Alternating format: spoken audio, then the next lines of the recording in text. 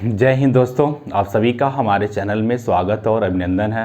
दोस्तों, मंजिलें तो हाथ फैला के खड़ी हैं, मंजिलें तो हाथ फैला के खड़ी हैं, उन्हें तेरी रवानगी की ज़रूरत है। तू हटना नहीं, डटे रहना, इन सपनों की तेरी दीवानगी की ज़रूरत है। दोस्तों, इस बार हटना नहीं है, बिल्कुल डटे रहना है और मंजिल की औकात दिखाना ही दिखाना दोस्तों। और क्यों दिखाया नहीं जाएगा? माँ बाप का सपना है, उसे पूरा करना हमारा कर्तव्य है दोस्तों। जो सम्मान हमारा खोया हुआ है उसे पुनः हम लोग ला कर ही रहेंगे और ला कर ही रहेंगे, तभी दोस्तों हम लोग की इज्जत मिलेगी समाज में। और आपको पता है कि ये ज़िंदगी जो है एक नौकरी के बिना ही क्या है, अधूरी है दोस्तों। आइए इस नौकरी की यानी इस मंजिल की औकात दिखाया जाए। तो दोस्तों, आज हम लोग संविधान का सेकेंड पार्ट या कह सकते हैं जो राष्ट्रपति, इसके पहले वाली वीडियो में हम लोग राष्ट्रपति पढ़ा गया था, आज हम इससे संबंधित जो है सेकेंड पार्ट लेकर आए हैं। जो लोग अभी राष्ट्रपति का पहला वीडियो देखे नहीं है, प्लीज़ वह देख लेंगे तो और ही सही से आपका कॉन्सेप्ट क्लियर होगा। यानी आज हम लोग आएंगे राष्ट्रपति से संबंधित जो शक्तियां हैं उसको हम लोग पढ़ा जाएगा। तो आज राष्ट्रपति की शक्तियां में क्या क्या पढ़ा जाएगा? हम लोग कार्यपालिका शक्ति पढ़ा जाएगा, न्यायिक शक्ति पढ़ा जाएगा दोस्तों, उसके बाद विधायक शक्ति पढ़ा जाएगा, उसके बाद सैन्य शक्ति पढ़ा जाएगा, उसके बाद हम लोग वीटो शक्ति पढ़ा जाएगा, इसके बाद जो है वित्तीय शक्ति पढ़ा जाएगा, उसके बाद आपातकाल शक्ति पढ़ा जाएगा दोस्तों। लेकिन यह जब आप शुरू से अंत तक हमारे साथ बने रहेंगे तो पूरा क्वेश्चन आज आपके माइंड में हम सेट करवा देंगे दोस्तों। और जो लोग अभी तक हमारा चैनल सब्सक्राइब नहीं किए हैं, प्लीज़ सब्सक्राइब कर लीजिए, और जो लोग लाइक नहीं किए हैं बिल्कुल लाइक कर दीजिए, और कमेंट में जरूर लिखिएगा कि वीडियो कैसा लग रहा है दोस्तों। चलिए आते हैं, तो ध्यान देंगे, सबसे पहले हम लोग पढ़ेंगे कार्यपालिका शक्तियां। अब आपको पता है कि कार्यपालिका शक्तियां किसमें निहित होती हैं? राष्ट्रपति में निहित होती हैं। ध्यान देते रहेंगे कि संविधान कार्यपालिका शक्तियां किसको देता है? राष्ट्रपति को देता है। और कल हमने बताया था कि कार्यपालिका होता क्या है। अगर सेंट्रल की बात करें, कार्यपालिका में आपके प्रधानमंत्री हो जाएंगे, उप प्रधानमंत्री हो जाएंगे, मंत्रिपरिषद हो जाएंगे, ये सारे चीज जो है कार्यपालिका में आपके हो जाएंगे। अब ध्यान देंगे, अगर शक्ति की बात देखा जाए तो इसमें सबसे पहली शक्ति क्या है? अंतर्राज्यीय परिषद का गठन। यानी राष्ट्रपति क्या है? अंतर्राज्यीय परिषद का गठन कर सकता है, और इसका वर्णन मिलता अनुच्छेद नंबर 263 में वर्णन किया गया है। ये भी बहुत इंपॉर्टेंट है।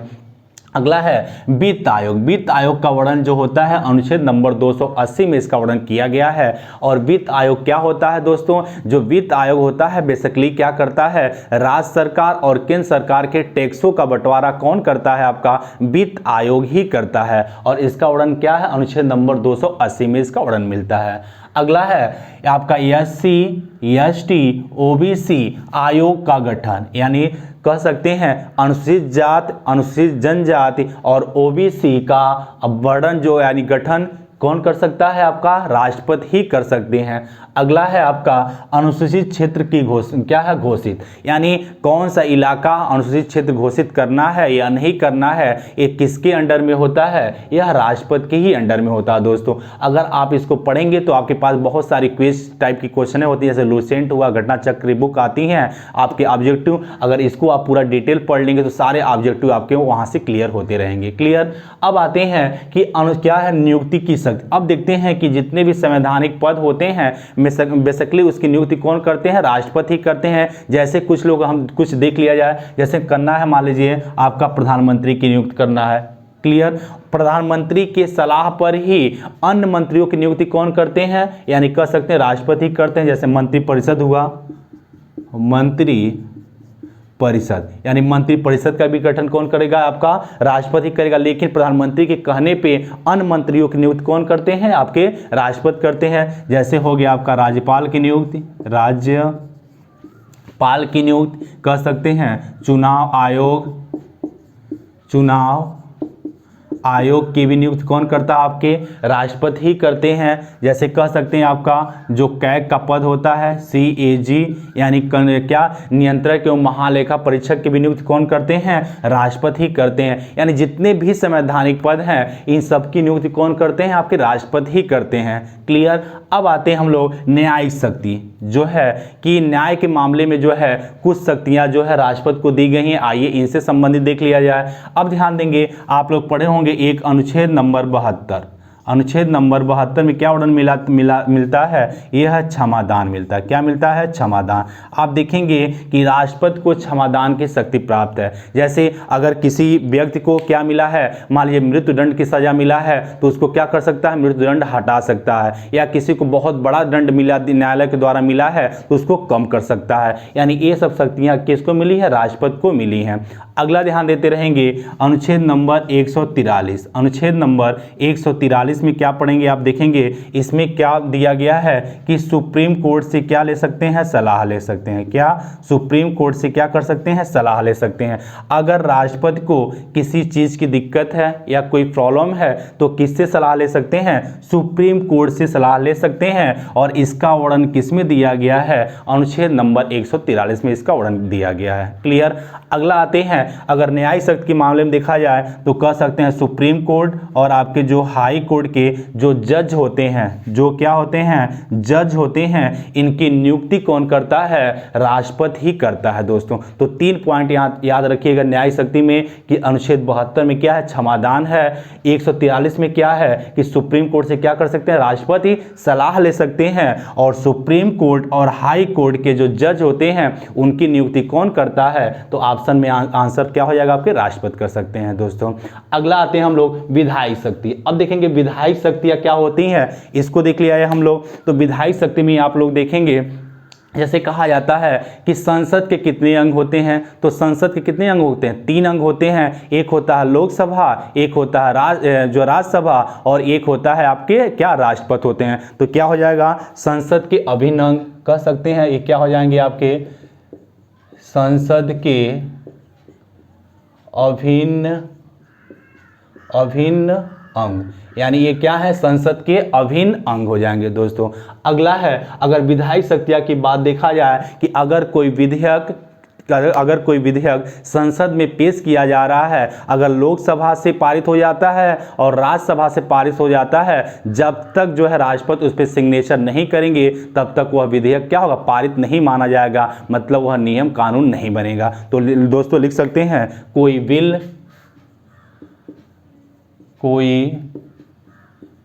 बिल या हस्ताक्षर के बाद इसका मतलब समझे होंगे आप लोग कि अगर कोई बिल क्या है, यानी सदन में पेश किया जा रहा है, जब तक राष्ट्रपति उस पर सिग्नेचर नहीं करेंगे तब तक वह बिल आगे पास नहीं होगा दोस्तों। ये भी आपका क्वेश्चन बहुत इंपॉर्टेंट है, ये भी आपके बहुत बार पूछे गए हैं। और एक आपका और बहुत इंपॉर्टेंट है दोस्तों, एक आता है आपका 123 आप लोग पढ़े होंगे। अनुच्छेद नंबर 123 में क्या है? अध्यादेश है। क्या है आपका? अध्यादेश। आप देखेंगे कि 123 के तहत अध्यादेश किसको प्राप्त है? राष्ट्रपति को प्राप्त है। जब क्या है आपका लोकसभा, यानी कह सकते हैं लोकसभा और क्या कह सकते हैं राज्यसभा की बैठक नहीं चलती है, यानी उनका जो है कभी मान लीजिए उन दोनों के बीच कोई विवाद हो जाता है, मतलब चल नहीं रहा हो, तो उस कंडीशन में अगर किसी बिल को पास करना हो या कोई इंपॉर्टेंट जो है विधेयक बनाना हो तो राष्ट्रपति क्या करता है? अध्यादेश जारी करता है और वह बिल अपने ही अकेले ही उसका सारा अधिकार उसके पास हो जाता है और उसको क्या कर देता है? वो पास कर देता है। यह यानी कह सकते कि 1 2 3 यानी सबका अधिकार किसके पास आ जाता है? राष्ट्रपति के पास आ जाता है। इसी को बोला जाता है अध्यादेश। और 123 के तहत क्या है? इसको प्राप्त है दोस्तों। ये भी क्वेश्चन आपके बहुत बार एग्जाम में पूछे गए हैं, ठीक ना। अगला है आपका अगला देखेंगे, संसद को अगर संबोधित करना रहे, क्या है? अगर आपको संसद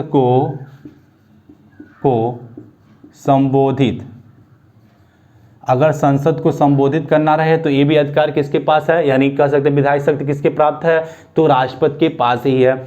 अगला अगर बात करें, अगर जो है कह सकते हैं अगर सत्र यानी संसद की कह सकते हैं संसद सत्र या सत्रावसान या कह सकते हैं लोकसभा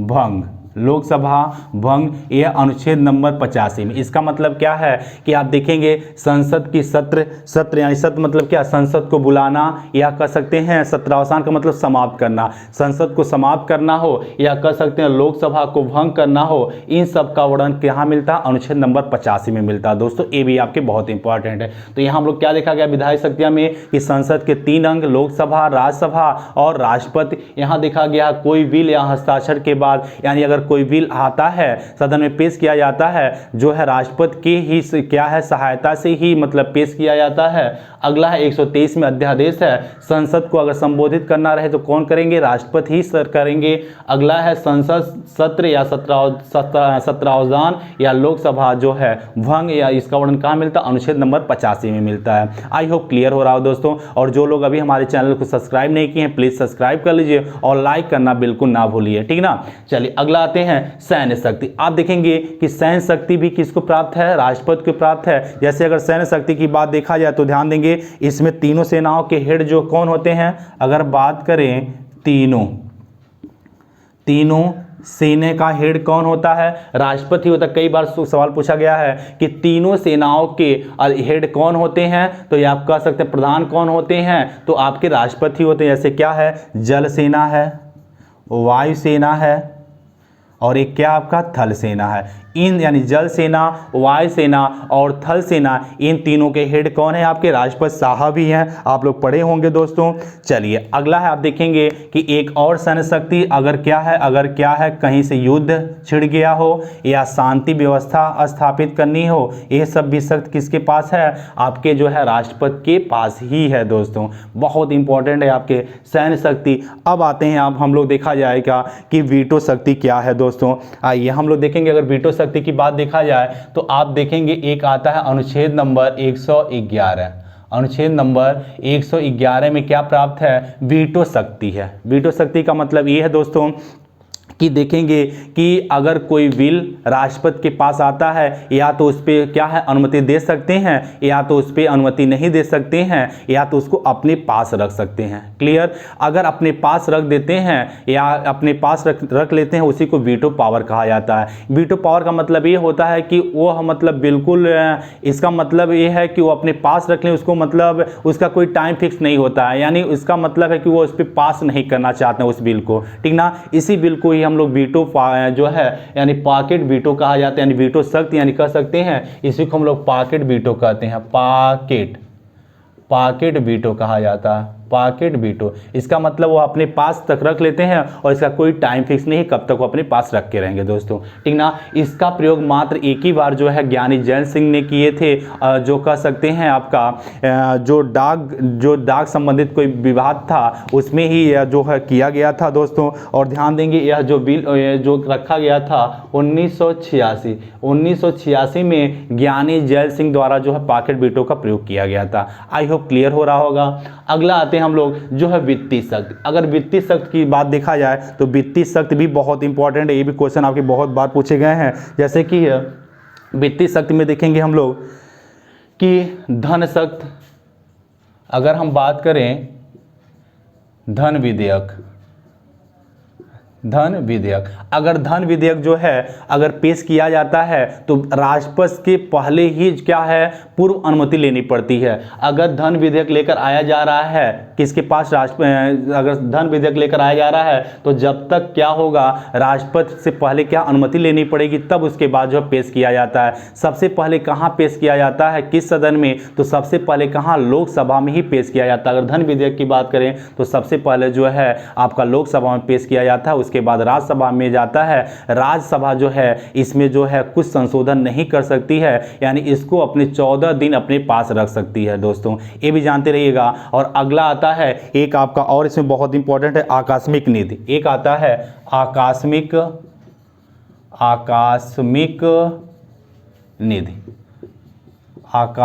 निधि। यह देखेंगे 267। आप पढ़ेंगे कि आकस्मिक निधि अनुच्छेद नंबर 267 में इसका वर्णन किया गया है। जब क्या है पैसे की ज़रूरत पड़ जाती है तो आकस्मिक यानी अचानक अगर पैसे की आवश्यकता पड़ जाती है तो आकस्मिक निधि से ही पैसा निकाला जाता है और इसका वर्णन कहाँ मिलता है? अनुच्छेद नंबर 267 में मिलता है। और यह भी शक्ति किसके पास है दोस्तों? यह भी जो है राष्ट्रपति की ही बात है। वित्तीय शक्ति में हम ये दो शक्तियाँ बहुत इंपॉर्टेंट है जिसको हम लोग पढ़ेंगे।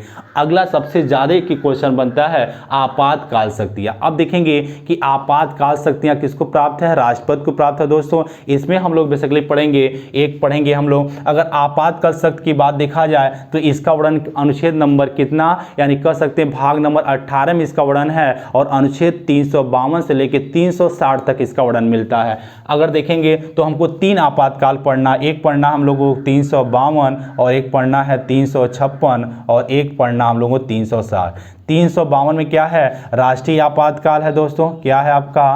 राष्ट्रीय आपातकाल पढ़ना है। और जो है 56 में क्या बनता है? राष्ट्रीय आपात यानी राष्ट्रपति शासन, राष्ट्रपति शासन पढ़ना है। और 360 में क्या पढ़ना है? वित्तीय आपातकाल। ये 3 प्रकार के आपातकाल पढ़ना है। यानी 352 में राष्ट्रीय आपातकाल पढ़ना है दोस्तों। आप देखेंगे राष्ट्रीय आपातकाल कब लगता है? जब बाह्य आक्रमण या कह सकते आंतरिक आक्रमण क्या है?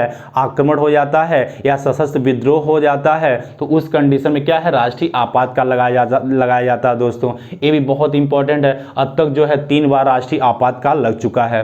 अगला है 356। 356 में क्या है? राष्ट्रपति शासन है। राष्ट्रपति शासन देखिए आपका बेसिकली आप कह सकते हैं राष्ट्रपति शासन या राज्यपाल शासन जो है कह सकते हैं। या ध्यान देंगे राष्ट्रपति शासन कब लगता है? जब यानी ये तो राज्यों में लगता है जब किसी राज्य की क्या संवैधानिक तंत्र क्या हो जाता है? विफल हो जाता है तो क्या होता है वहाँ पे? राष्ट्रपति शासन कह सकते हैं या राज्यपाल शासन कह सकते हैं। ठीक ना? ये भी क्वेश्चन बहुत बार पूछा गया है राष्ट्रपति शासन।